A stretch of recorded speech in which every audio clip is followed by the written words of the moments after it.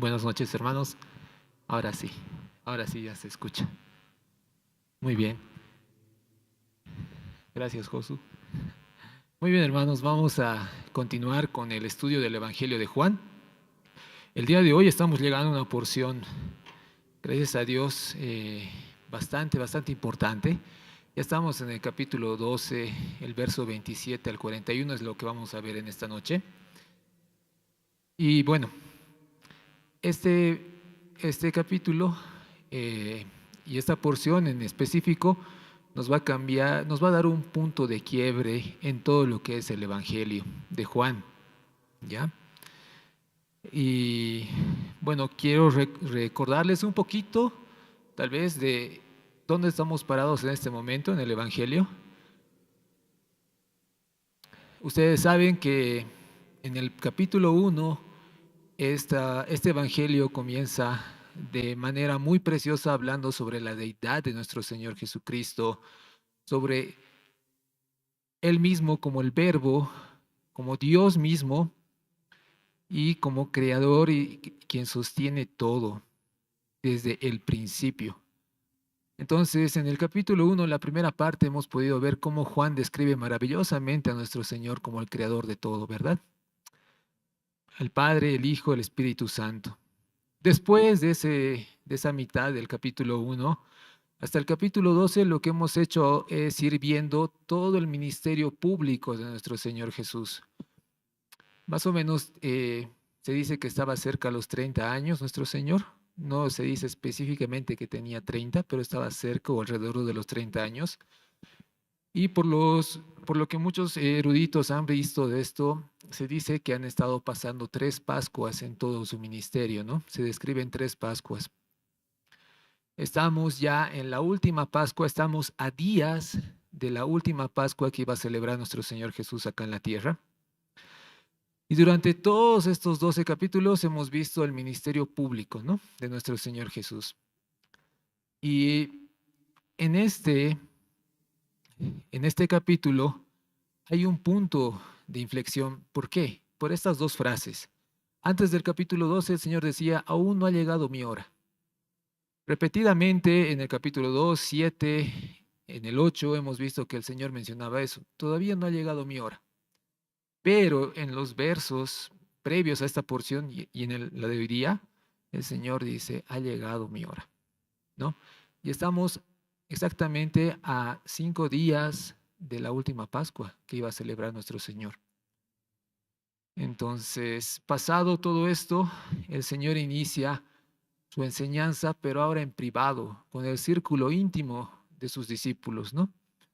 Después de este capítulo vamos a ver cómo el Señor inicia justamente esto con el lavado de los pies de los discípulos y ahí empieza Él a dar varias enseñanzas, pero a su círculo íntimo, ¿no? Los capítulos 18 y 20 reflejan lo que ha sido su pasión, su muerte y su resurrección. Y el capítulo 21 nos muestra una exhortación, un llamado a que sigamos a nuestro Señor resucitado.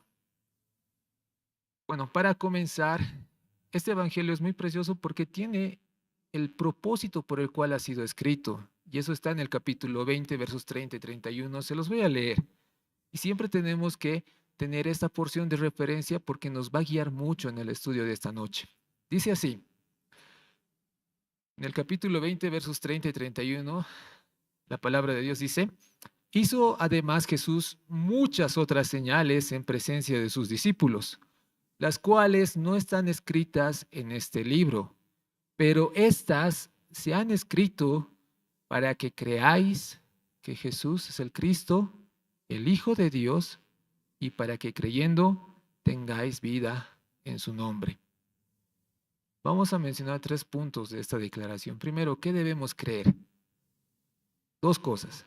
Nuestro Señor Jesús es el Cristo y es el Hijo de Dios. Lo vamos a hacer más sencillo.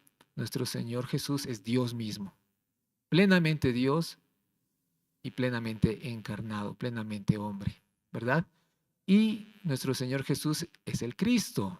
Esta palabra Cristo en el Antiguo Testamento se decía Mesías, ¿ya?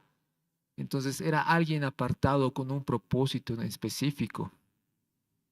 Entonces, todo lo que veamos en este evangelio nos va a decir que deberíamos creer esto, que nuestro Señor Jesús es Dios y que Él, como Dios, ha venido a cumplir ciertas cosas acá en la tierra. ¿Y por qué deberíamos creer estas cosas? Es el punto 2. Y dice, pero estas se han escrito para que creáis. Estas, cuando menciona la palabra estas, está haciendo referencia a las señales que registra el Evangelio de Juan. Y ahorita vamos a repasar todas las señales, son 7, ¿ya? Señales o milagros que el Señor hace, pero estas señales son las que se registran porque nos dan una razón para creer, ¿ya? Una razón para que creamos en el Señor. Y el punto 3 es, ¿cuál es el resultado de haber creído en el Señor y en lo que Él ha hecho? Y dice, para que tengamos vida en su nombre. ¿Ya? Entonces, hermanos, tenemos 3 cosas. ¿Qué debemos creer? Que nuestro Señor Jesús es el Cristo, el Hijo de Dios. ¿Por qué debemos creer? Ahí nos va a dar las razones, los milagros, las señales que deja el libro que nuestro Señor Jesús ha hecho. ¿Y cuál es el resultado de haber creído en esto o en Él? Es que tengamos vida en su nombre. No vida temporal, sino vida eterna, ¿verdad? Muy bien. Para ver un poquito lo que ya se ha visto de que nuestro Señor Jesús es Dios, podemos repasar varias cosas, pero quisiera hacerles recuerdo sobre todo de los yo soy que utiliza el Señor y que hemos ido viendo durante todo este tiempo. Si ustedes recuerdan esa palabra, el yo soy, les va a hacer recuerdo a Éxodo capítulo 3, verso 14, donde el Señor mismo se presenta a Moisés en la zarza ardiente y le dice, yo soy el que soy. Entonces, nuestro Señor Jesús nos ha ido mostrando en el Evangelio de Juan que Él es el buen pastor, que Él es la resurrección y la vida. Más adelante vamos a ver que Él es la vid verdadera, que Él es el camino, la verdad y la vida. O como hemos visto en el capítulo 8, que Él decía, antes de que Abraham fuese, yo soy. Jesús mismo diciendo que Él es eterno, mostrando ahí su deidad. Y primero, ya hemos visto la deidad de nuestro Señor Jesús. Segundo, siendo Él, Jesús, vino como Mesías, como aquel prometido, y ha hecho 3 cosas. Al ser el Cristo, el Mesías prometido, ha hecho 3 cosas y les voy a recordar cuáles son. La primera, nuestro Señor Jesús al venir a esta tierra ha expuesto la incomprensión y la desobediencia, ¿verdad? Si el Señor Jesús se hubiera presentado solamente como un maestro o solamente como un sabio, solamente como una buena persona, tal vez no hubiera generado tantos disturbios en esa época. ¿Cuál era el problema? ¿Con qué chocaban los religiosos de esa época? Jesús mismo declaraba que Él era Dios, ¿verdad? Y era esto con lo que chocaban, porque una de las señales que hemos visto de eso es que nuestro Señor Jesús ha sanado en el día de reposo, ¿verdad? Entonces los fariseos estaban indignados de que el Señor había hecho eso. Y el Señor mismo dice en el capítulo 5, mi Padre hasta ahora trabaja y yo trabajo, ¿ya? Dios no deja de trabajar por el bien de todo su pueblo, aún en el día de reposo. Y nuestro Señor Jesús sana a un hombre en el día de reposo, actuando justamente como lo hace su Padre, ¿verdad? Jesús mismo mostrando como Dios. ¿Y qué es lo que afecta de esto a los fariseos? Básicamente es que una carta de medir su fariseísmo era justamente eh, que se cumplan las leyes que ellos mismos se habían impuesto, ¿verdad? Y el Señor ha venido a exhibir eso, a exhibir esa incomprensión, esa hipocresía y esa desobediencia. O sea, habían perdido totalmente el camino de lo que el Señor había estado mandando. Entonces, ha expuesto lo que es la incomprensión y la desobediencia. Segundo, ha provisto un sacrificio para la salvación de los pecadores. Y ustedes recordarán como Juan mismo dice, este es el Cordero de Dios que quita el pecado del mundo. Juan mismo lo declara, ¿verdad? Nuestro Señor Jesús haciéndose sacrificio por nuestros pecados. Y tercero, y más importante que todo, Jesús viene para glorificar a su Padre. Y ahí está el centro de la enseñanza del día de hoy y de la porción que vamos a ver en esta noche. Todo sea para la gloria de Dios. Todo lo que nuestro Señor Jesús ha hecho glorifica al Padre, muestra al Padre, honra al Padre. Y hoy día vamos a ver una de esas partes, ¿ya? Cuando yo les decía las razones que nos da para creer son las 7 señales, ¿verdad? Y estas 7 señales que el Señor hace no están colocadas al azar o de manera aleatoria. Lo que hace el Señor con los milagros es aterrizar verdades acerca de Él. Por ejemplo, ¿se acuerdan la primera señal que el libro de Juan registra? Es en una boda, les voy a ayudar, en las bodas de Caná. El Señor Jesús convierte el agua en vino, ¿verdad? Ya. Entonces, ¿cuál es el principal punto de esto más adelante? Cuando habla con Nicodemo, el Señor mismo le dice, tienes que volver a nacer, ¿verdad? Le muestra que tiene que haber un nuevo nacimiento, o sea, tiene que haber una transformación total en una persona. Entonces, esa señal del agua y del vino nos apunta a eso, a lo que desde luego el Señor Jesús aterriza, esa verdad profunda que hay del nuevo nacimiento. Una transformación en el corazón humano que es más milagroso que cualquier otra señal, ¿verdad? La señal 2, por ejemplo, que está registrada es cuando al Señor le pide un oficial que sane a su hijo. Y el Señor da la palabra y después este oficial va a su casa y pregunta, ¿a qué hora ha sanado mi hijo? Y él dice, a la hora séptima, ¿no ve? Entonces, él recuerda a la hora en la cual el Señor había dicho la palabra para que su hijo sane y era la misma hora, ¿verdad? Entonces, ¿qué nos dice con esto? Que en el Señor puede haber vida y el Señor otorga vida. Ya no solamente una vida física, sino una vida, como menciona el libro, el Evangelio de Juan, eterna. No una vida solamente temporal, sino vida eterna. La tercera señal está en el capítulo 5 y es el que les he mencionado también, es la sanación en el día de reposo en un estanque, el estanque de Betesda. ¿Ya? Este milagro hace que la multitud reconozca que Jesús reclama la misma autoridad que Dios el Padre. El hombre que fue sanado escuchó la voz de nuestro Señor Jesús y en cierto sentido, en Juan capítulo 5, verso 25 dice, viene la hora y ahora es, cuando los muertos oirán la voz del Hijo de Dios y los que oyeren vivirán. ¿Ya? Entonces, con su palabra, esta señal muestra algo mucho más grande, que Él tiene la autoridad para sanar.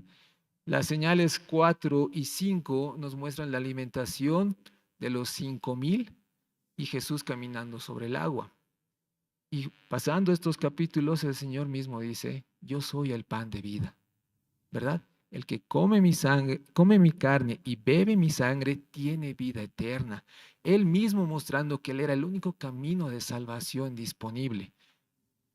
Después tenemos el capítulo 6, donde el Señor da vista a un ciego y acotado a eso, Él afirma ser la luz del mundo, ¿verdad? No andar simplemente en tinieblas físicas, sino una tiniebla espiritual, ya alejados de Dios o sin reconocer quién es. Y esta señal es importante que la tengamos en mente porque la porción de hoy día va a hablar bastante de eso.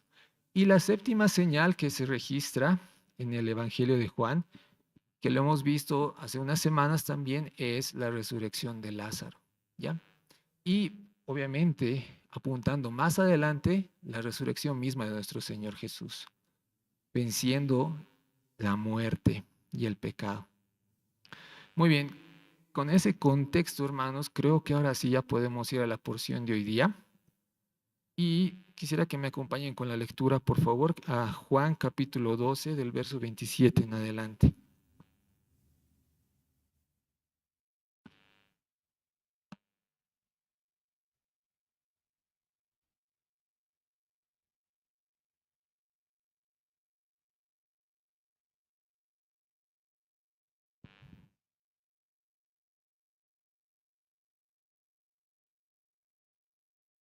Quisiera que podamos leerlo del verso 23, si tenemos el contexto. Dice así: Jesús le respondió diciendo: ha llegado la hora para que el Hijo del Hombre sea glorificado. Ahí ven, esa palabra, esa frase es importante. Ha llegado la hora. De cierto os digo que si el grano de trigo no cae en la tierra y muere, queda solo, pero si muere lleva mucho fruto. El que ama su vida, la perderá, y el que aborrece su vida en este mundo, para vida eterna la guardará. Si alguno me sirve, sígame, y donde yo estuviere, allí también estará mi servidor. Si alguno me sirviere, mi Padre le honrará. Y la porción de esta noche dice: ahora está turbada mi alma, ¿y qué diré? Padre, sálvame de esta hora. Mas para esto he llegado a esta hora. Padre, glorifica tu nombre. Entonces vino una voz del cielo: lo he glorificado y lo glorificaré otra vez. Y la multitud que estaba allí y había oído la voz decía que había sido un trueno, otros decían: un ángel le ha hablado. En el verso 30 dice: respondió Jesús y dijo: no ha venido esta voz por causa mía, sino por causa de vosotros. Ahora es el juicio de este mundo, y ahora el príncipe de este mundo será echado fuera. Y yo, si fuere levantado de la tierra, a todos atraeré a mí mismo. Y decía esto dando a entender de qué muerte iba a morir. Le respondió la gente: nosotros hemos oído de la ley que el Cristo permanece para siempre. ¿Cómo pues dices tú que es necesario que el Hijo del Hombre sea levantado? ¿Quién es este Hijo del Hombre? Entonces Jesús les dijo: aún por un poco está la luz entre vosotros. Andad entre tanto que tenéis luz, para que no os sorprendan las tinieblas, porque el que anda en tinieblas no sabe a dónde va. Entre tanto que tenéis luz, creed en la luz, para que seáis hijos de la luz. Estas cosas habló Jesús y se fue y se ocultó de ellos. Pero a pesar de que había hecho tantas señales delante de ellos, no creían en él, para que se cumpliese la palabra del profeta Isaías, que dijo: Señor, ¿quién ha creído a nuestro anuncio? ¿Y a quién se ha revelado el brazo del Señor? Por esto no podían creer, porque también dijo Isaías: cegó los ojos de ellos, endureció su corazón, para que no vean con los ojos y entiendan con el corazón y se conviertan y yo los sane. Isaías dijo esto cuando vio su gloria y habló acerca de él. Con todo eso, aún de los gobernantes muchos creyeron en él, pero a causa de los fariseos no lo confesaban para no ser expulsados de la sinagoga, porque amaban más la gloria de los hombres que la gloria de Dios. Amén. Oremos un ratito, hermanos. Padre, te damos gracias en esta noche porque nos permites exponernos a tu palabra, Señor. Te rogamos que tú nos muestres y nos enseñes, Padre eterno, a través de esto, a través de tu Espíritu, Señor. Por favor, guíanos y, Señor, glorifica tu nombre. Por favor, Padre. Te lo pedimos esto en Cristo Jesús. Amén. Amén. Muy bien. Hay una frase que tal vez nos va a ayudar en el repaso de esta porción, y es: glorifiquemos al Padre en el sufrimiento, creyendo en el Hijo, la luz del mundo, su obra y su palabra. ¿Ya? Lo voy a repetir una vez más. Glorifiquemos a nuestro Padre en el sufrimiento, creyendo en el Hijo, la luz del mundo, su obra y su palabra. Y el primer punto, vamos a ver los versos 27 al 30, y es: sufriendo por su causa y para su gloria. ¿Ya? Entonces, una vez de que el Señor habla a la multitud y le dice: ha llegado mi hora, ¿verdad? Todos los capítulos anteriores el Señor decía: no, aún no ha llegado mi hora, pero ahora aquí Él menciona: ha llegado mi hora. ¿Por qué? Porque Él había entrado ya a Jerusalén. ¿Se acuerdan de esa imagen del Señor subido en un pequeño burrito, llegando a Jerusalén y siendo recibido: Hosana, bendito el que viene en el nombre del Señor? Y estaba cerca la Pascua. Entonces el Señor aquí mismo dice: ha llegado la hora para que el Hijo del Hombre sea glorificado. Y aquí bueno, la anterior semana han visto esta parte, donde menciona, si el grano de trigo no cae en la tierra y muere, queda solo, pero si muere, lleva mucho fruto. Ya está anticipando lo que iba a pasar. Él mismo iba a entregar su vida por nuestros pecados. Y el verso 27 inicia diciendo, ahora está turbada mi alma. La hora ha llegado. El Señor lo sabe y Él mismo dice, en este tiempo Él va a ser glorificado. Tal vez es un reflejo de lo que se ve en los otros evangelios cuando el Señor ora en el Getsemaní. Y Él mismo dice en Mateo 26:38, mi alma está muy triste hasta la muerte. Quédense aquí y velen conmigo, ¿verdad? Entonces, vemos mucho de la humanidad de nuestro Dios, de nuestro Señor Jesús. Él estaba turbado, él estaba agobiado, él estaba bastante afectado, por así decirlo, congojado, porque él tenía que cargar la maldad de nuestros pecados, de nosotros mismos y recibir el pago que nosotros merecíamos. Ahora está turbada mi alma. Y hermanos, el sufrimiento puede venir de muchos lugares a nuestras vidas. Puede venir de nuestro propio pecado, ¿no? Nuestras propias consecuencias. Puede venir del pecado de otras personas. Puede venir tal vez de este mundo que está caído, de enfermedades y demás. Pero hay un sufrimiento que viene, que es porque nosotros seamos fieles al Señor. Eh, Claramente lo puede tal vez reflejar Pablo en la carta de 2 Timoteo, en el capítulo 3, verso 12, dice, todos los que quieran vivir piadosamente en Cristo Jesús padecerán persecución. Todos aquellos que quieran vivir considerando a Dios en todas sus decisiones, obviamente van a ser perseguidos. Obviamente van a sufrir una oposición constante en este mundo. Si quieren profundizar más en eso, todo el libro de Primera de Pedro habla sobre eso. Cómo es el sufrimiento de aquellos que buscan honrar al Señor, que aquellos que han recibido de Él. ¿Y cuál es la respuesta ante la congoja, ante el sufrimiento por la causa de Cristo, por la causa de Dios? La pregunta el Señor lo hace en el verso 27. ¿Y qué diré? Padre, sálvame desde ahora, mas para esto ha llegado esta hora. Padre, glorifica tu nombre. ¿Cuál es la respuesta que deberíamos tener cuando el sufrimiento llega a nuestras vidas? Porque hemos tratado de honrar a nuestro Dios con nuestra vida, con nuestro diario vivir. Porque hemos tratado de considerarlo a Él siempre en todas nuestras decisiones. ¿Cómo deberíamos responder ante ese sufrimiento que a veces aparece de la nada? Entramos en un tiempo de prueba y de tribulación. Y dice, el Señor mismo dice, ¿qué voy a decir? Padre, sálvame desde ahora. Como muchos de nosotros tal vez decimos, Señor, que acabe rápido este tiempo de prueba, Señor, que pase rápido esta tribulación, que se solucione esto de una vez, ¿verdad? Muchas veces cuando estamos en sufrimiento, en tribulación, por haber sido fieles al Señor, oramos de esa forma.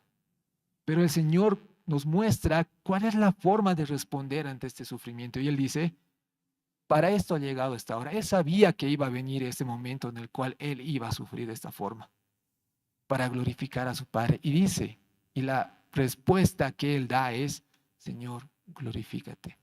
Padre, glorifícate. Él nos muestra cómo debemos enfrentar esos tiempos de sufrimiento, hermanos. Y la primera oración que deberíamos hacer, Señor, trae gloria a tu nombre en esto. No importa el tiempo que tenga que estar en esta prueba, no importa el tiempo que tenga que padecer por ti, Señor.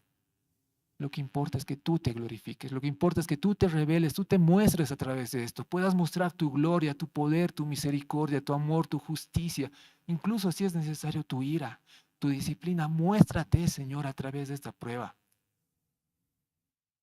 No importa el tiempo que dure, tú vas a estar conmigo y me vas a sostener. Pero trae gloria a tu nombre. Este sufrimiento que el Señor iba a recibir era para que sus discípulos encuentren la paz.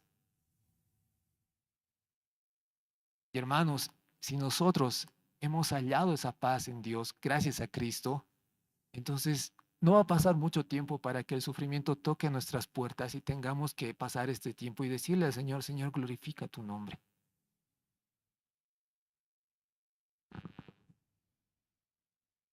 Y ante esta oración que el Señor hace, ante este pedido que el Señor hace, la respuesta de Dios es inmediata.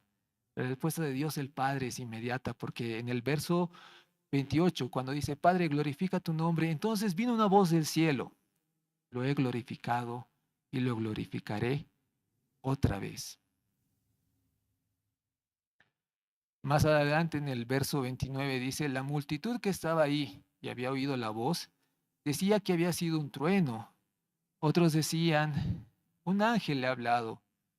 Respondió Jesús y dijo, no ha venido esta voz por causa mía, sino por causa de vosotros.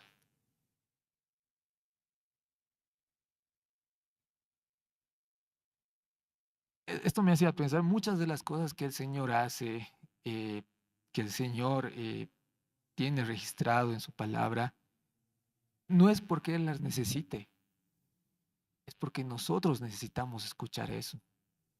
Y aún, hermanos, vean cuánto es la dureza del corazón de las personas que estaban ahí alrededor del Señor, que escuchan una voz del cielo. Y a pesar de escuchar esa voz del cielo, no, ellos dicen, no, es un trueno. O un ángel le ha hablado. Y aún así no creen en el Señor. No creen en la palabra de nuestro Dios. Me hace recuerdo a lo que en Lucas se registra con el rico y Lázaro. Se los voy a leer esa porción. Y escuchen, había un hombre rico que se vestía de púrpura y de lino fino y hacía cada día banquete con esplendidez. Había también un mendigo llamado Lázaro que estaba echado a la puerta de aquel, lleno de llagas, y ansiaba saciarse de las migajas que caían de la mesa del rico. Y aun los perros venían y le lamían las llagas. Aconteció que murió el mendigo y fue llevado por los ángeles al seno de Abraham. Y murió también el rico y fue sepultado. Y en el Hades alzó sus ojos, estando en tormentos, y vio de lejos a Abraham y a Lázaro en su seno. Entonces él, dando voces, dijo, Padre Abraham, ten misericordia de mí y envía a Lázaro para que moje la punta de su dedo en agua y refresque mi lengua porque estoy atormentado en esta llama.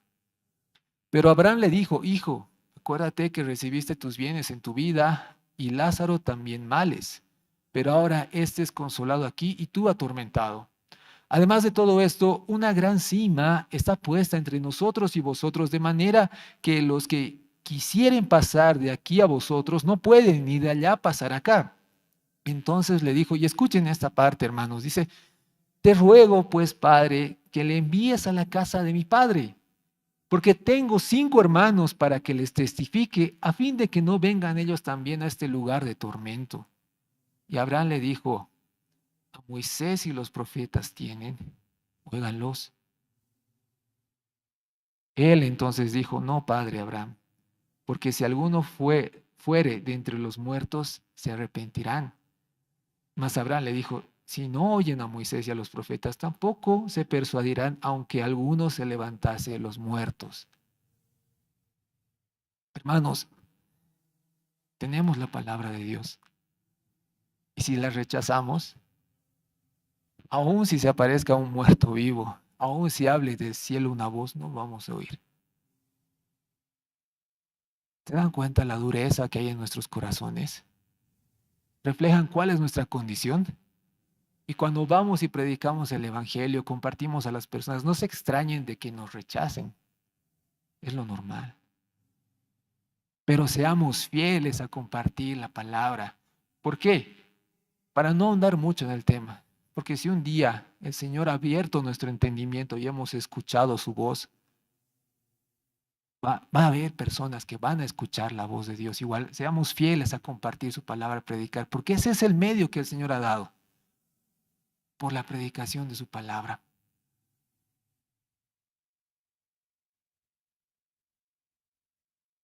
Vamos a avanzar en esta parte, pero es precioso ver cómo el Señor nos enseña a sufrir bien por su causa. Vamos al verso 31. Es el anuncio de la muerte de nuestro Señor, el Hijo de Dios, la luz del mundo. Dice así: ahora es el juicio de este mundo, ahora el príncipe de este mundo será echado fuera. Y yo, si fuere levantado de la tierra, a todos atraeré a mí mismo. Y decía esto dando a entender de qué muerte iba a morir.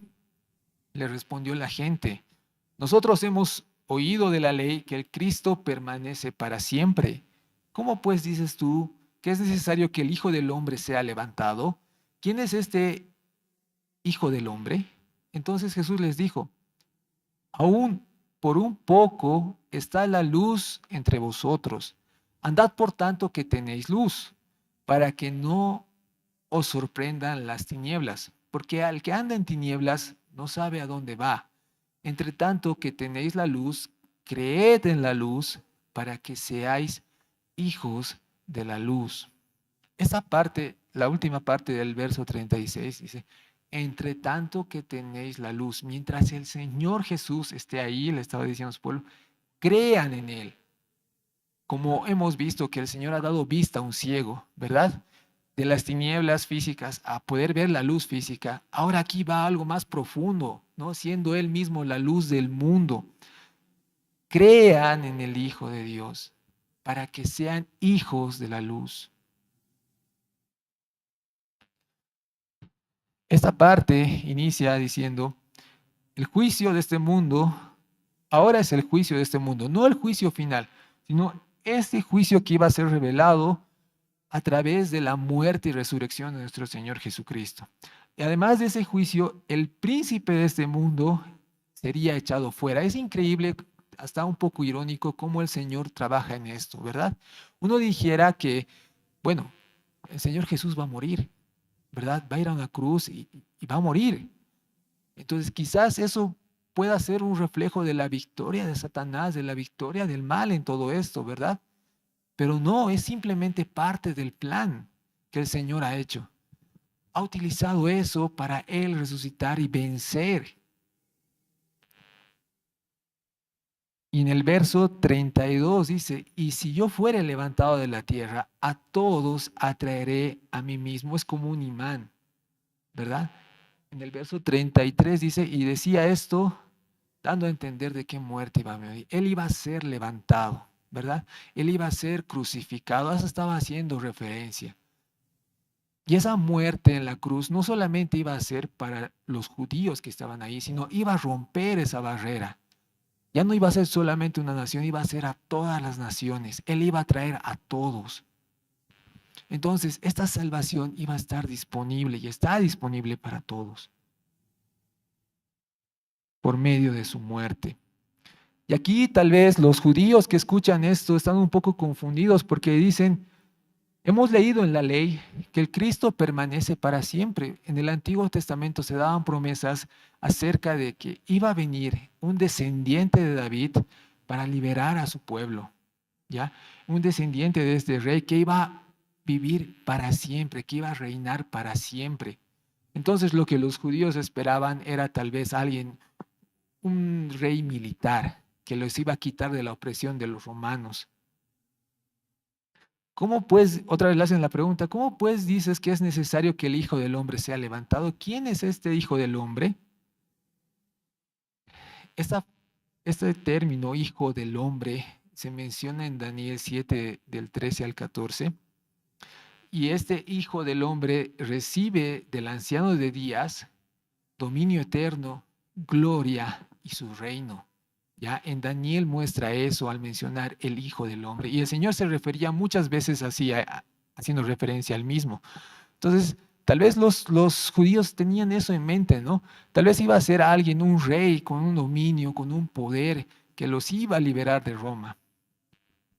Pero el Señor estaba haciendo referencia a algo totalmente contrastante a eso. Él mismo había llegado a Jerusalén en un burrillo, en un asnillo, ¿verdad? Este rey iba a morir para dar vida a los suyos. Y el Señor conecta estas preguntas con la luz del mundo que Él mismo decía ser, ¿verdad? Y por eso menciona el Señor, por un poco de tiempo está la luz entre vosotros. O sea, hay un tiempo todavía en el cual yo voy a caminar con ustedes antes de ir a la cruz. Y entre tanto estoy con ustedes que tienen la luz, anden en esta luz para que no los sorprendan las tinieblas. El Señor les dice, despierten, vean, aquí está la luz que va a abrir sus ojos, que los va a sacar de esas tinieblas. Porque el que anda en tinieblas no sabe a dónde va. Y llegamos al verso que dice, entre tanto que tengan la luz, crean en la luz. Nuevamente, esta palabra creer es la que más se utiliza en el Evangelio de Juan.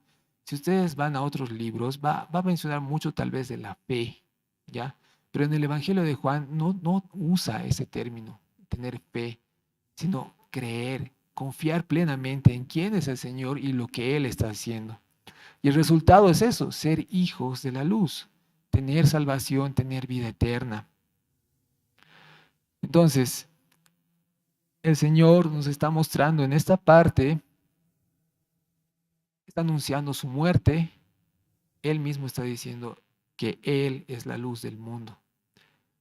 Y vamos a ir a la última porción, al último punto de esta porción que estamos leyendo, y vamos a entrar a fondo en lo que es la incredulidad en el corazón del hombre.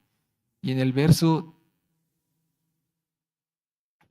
37, bueno, en el verso 36, estas cosas habló Jesús y se fue y se ocultó de ellos.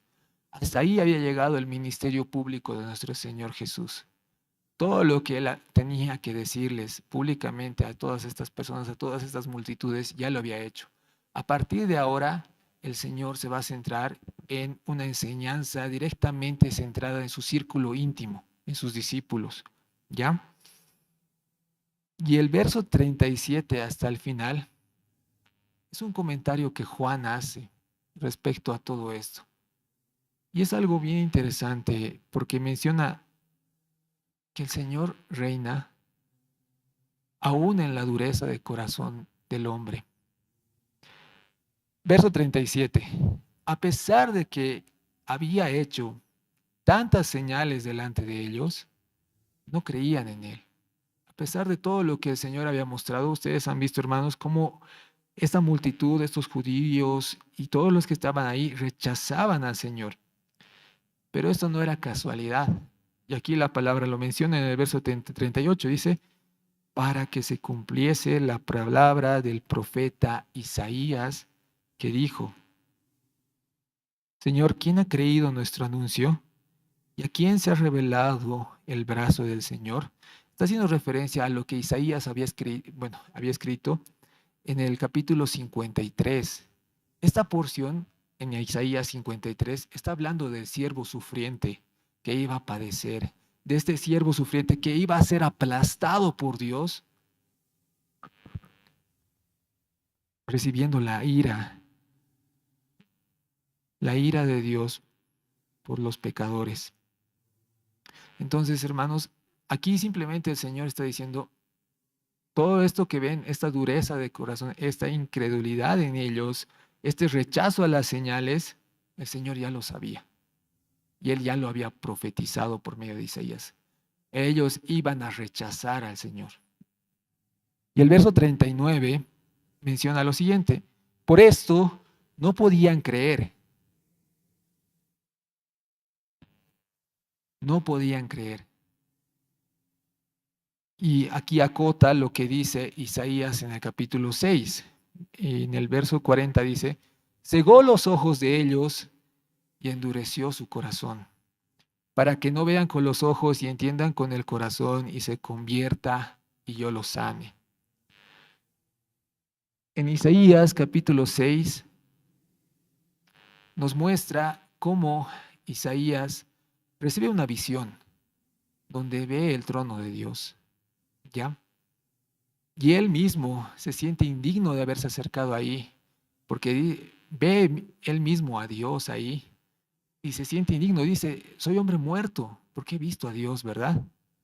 Y trata de alejarse de eso. Y ahí uno de estos seres celestiales toma un carbón del altar, trae ese carbón y hace tocar los labios de Isaías y lo empieza a limpiar ese carbón en Isaías. Y dentro de todo este contexto eh, están registradas estas palabras: cegó los ojos de ellos y endureció su corazón, para que no vean con los ojos y entiendan con el corazón y se conviertan y yo los sane. Bueno, aquí mismo el Señor está mostrando su soberanía, su reinado, su perfecto control, aún en la salvación, aún en la dureza del corazón de las personas. Dice, cegó los ojos de ellos. ¿Quién lo ha hecho eso? Dios. Y endureció su corazón. ¿Cómo Dios puede endurecer el corazón? ¿Podemos llegar a pensar que tal vez Dios podría cometer algún pecado? No, ¿verdad? ¿Por qué? Porque Él es santo y no es tentado por el pecado, ¿no? Ya. Entonces, ¿de qué forma puede Dios endurecer el corazón de una persona?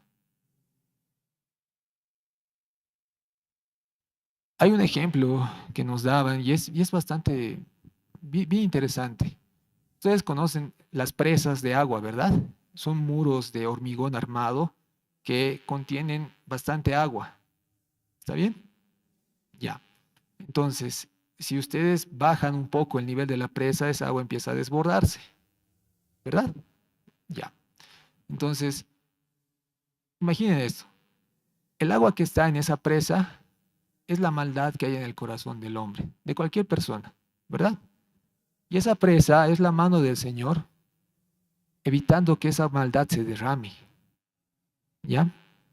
Y en algún momento, cuando el Señor endurece el corazón de una persona, como tal vez recordarán que lo hace con Faraón en Éxodo, lo que el Señor simplemente hace es levantar su mano y dejar que toda esa maldad fluya, ¿verdad? ¿El Señor está cometiendo algún pecado ahí? No, simplemente está saliendo y desbordándose lo que hay en el corazón de ese hombre, ¿verdad? Entonces, Él mismo ha cegado el corazón perdón, ha cegado los ojos de ellos, ha endurecido su corazón para que no vean con los ojos y entiendan con el corazón y se conviertan y yo los salven. ¿Se dan cuenta cómo el Señor muestra su control absoluto, su reinado total, aún en las personas que creen? Si una persona ha creído es porque Dios ha hecho una obra en él, ha abierto su entendimiento, ha abierto sus ojos a ver la salvación que hay en su Hijo. ¿Entienden, hermanos? No es algo, o sea, podemos recordar tal vez lo que está en Juan en el capítulo 3, cuando viene Nicodemo y le pregunta al Señor, ¿qué está pasando? O sea, ¿qué tengo que hacer? Y el Señor le dice, tienes que volver a nacer. Necesitas un nuevo nacimiento. Y Nicodemo no entendía, decía, voy a volver a entrar al vientre de mi madre. No, es el Espíritu. En el capítulo 1 aclara mucho más y se los leo, hermanos.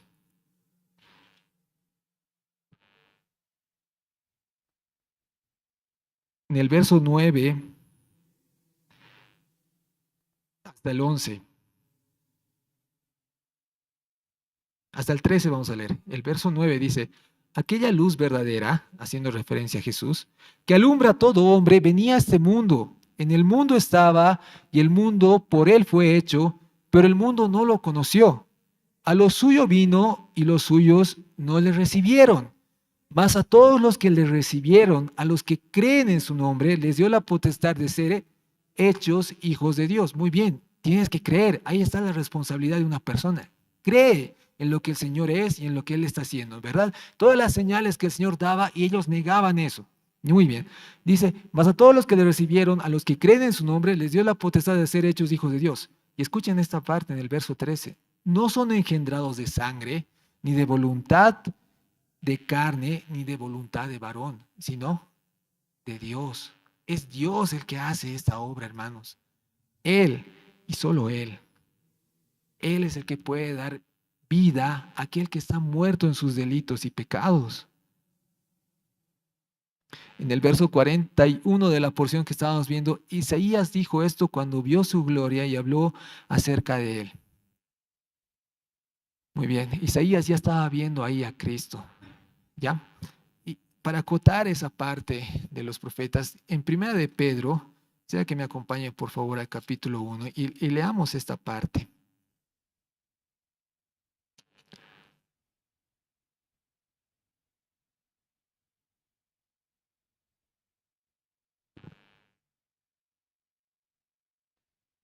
Desde el verso 10 hasta el verso 12 lo vamos a leer. Del capítulo 1 de primera de Pedro. Dice, los profetas que profetizaron de la gracia destinada a vosotros, inquirieron y diligentemente indagaron acerca de esta salvación. Y aquí los profetas, podemos mencionar a Isaías, que él había visto a Jesús en esta visión y en todo lo que él había escrito y ha profetizado de esta gracia destinada a quienes, a vosotros, ¿verdad? En ese caso, a los que estaba escribiendo Pedro, pero también llega para nosotros. Esta gracia destinada a ustedes han inquirido y diligentemente indagaron acerca de esta salvación, escudriñando qué persona y qué tiempo indicaba el Espíritu de Cristo que estaba con ellos, el cual anunciaba de antemano los sufrimientos de Cristo y las glorias que vendrían tras ellos. A estos se les reveló que no para sí mismos, sino para nosotros administraban las cosas que ahora son anunciadas por los que os han predicado el Evangelio por el Espíritu Santo enviado del cielo, cosas en las cuales anhelan mirar los ángeles. Aún los ángeles están expectantes de esto que los profetas escudriñaban acerca del Señor y esta gracia que ha sido destinada para nosotros, hermanos. Vean toda esta obra de salvación que el Señor revela y está haciendo. Los profetas, antes de que esto suceda, ¿qué hacían? Inquirían, buscaban, escudriñaban. Al ver lo que ha sucedido, ¿qué hacen los ángeles? Expectantes, ven todo esto. ¿Y cómo respondemos nosotros ante esta salvación que el Señor nos ha provisto? ¿Qué hacemos? ¿Somos indiferentes?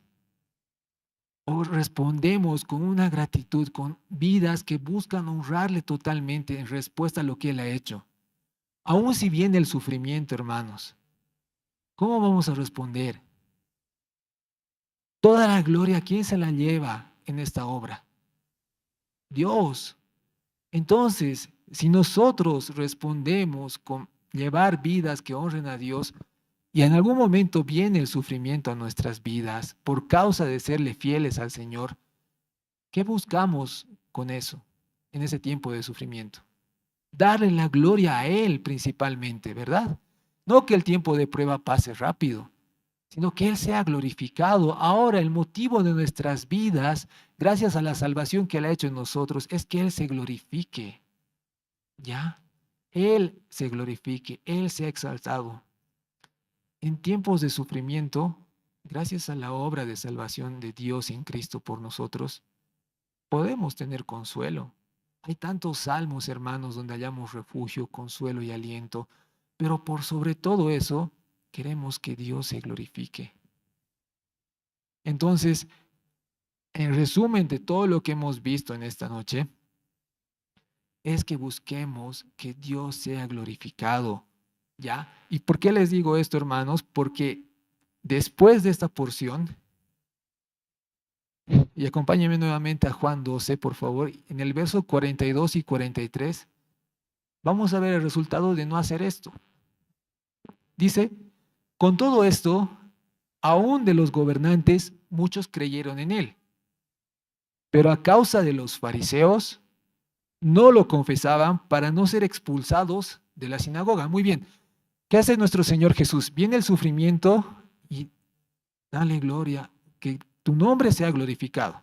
Muy bien, aquí los gobernantes que habían creído en él, pero viendo que los fariseos se estaban oponiendo y los iban a expulsar de la sinagoga, ¿qué hacen?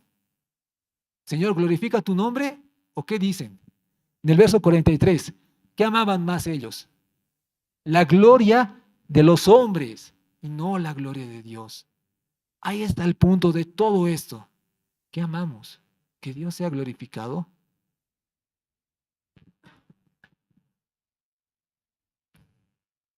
¿O buscamos la gloria de los hombres? Velamos solamente por nosotros. Ya no vivimos para nosotros, vivimos para Él. Nos ha dado una tan grande salvación, hermanos, que los profetas, los seres celestiales, angelicales, están observando, inquiriendo en eso. Nosotros, ¿cómo respondemos ante esta grande salvación que el Señor ha hecho? Buscando darle gloria en todo.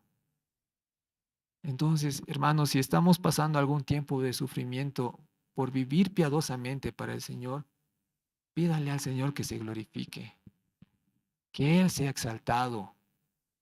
¿Cómo no pedirle esto después de que nuestro Señor Jesús ha hecho todo? Ha hecho todo para esto. Él mismo ha ido a una cruz a morir, cargando nuestra maldad.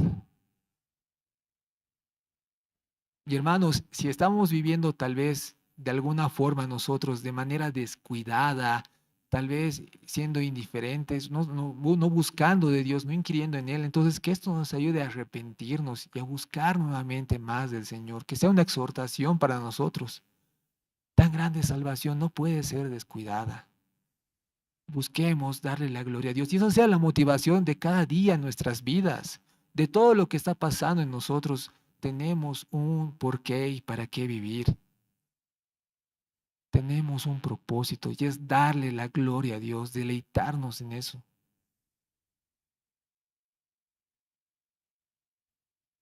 Porque si eso no es suficiente, nada lo va a hacer, hermanos. Nada. El libro de Eclesiastés mismo habla de eso. Salomón tenía todo: poder, fama, riquezas, y nada de eso lo ha complacido, lo ha satisfecho. Porque no había Dios ahí, no estaba Dios ahí. Y él mismo lo dice: todo es vano debajo del sol. Solamente tiene sentido todo en nuestras vidas si Dios es quien es glorificado. Amén. Oraremos. Señor amado, te damos gracias en esta noche por tu palabra, por permitirnos inquirir en ella. Y te damos gracias, Señor, por tu infinita misericordia, Padre. Por favor, Señor, te pedimos que nos ayudes en los tiempos de sufrimiento. Vemos nuestra necesidad de ti, Señor. Vemos nuestra necesidad de que tú nos sostengas, Señor, y aún, Señor, nos permita ser fieles para darte la gloria, Padre. Por favor, Señor, escudriña nuestro corazón y no busquemos la gloria de los hombres, sino que busquemos tu gloria, Padre. Que tú seas exaltado en todo tiempo, Señor. Te ruego por mis hermanos y hermanas acá, por todo lo que ellos están viviendo, Señor.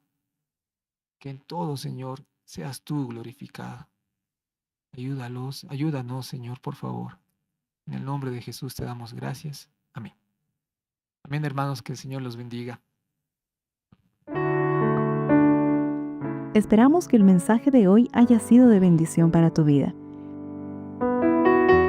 Si necesitas consejería o apoyo en oración, por favor no dudes en contactarte. Escríbenos a los siguientes números de WhatsApp. Ciudad de El Alto, al número 719-05791. 719-05791. Zona Central, al número 698-70191. 698-70191. Zona Sur, al número 752-57056. 752-57056. Que Dios te bendiga.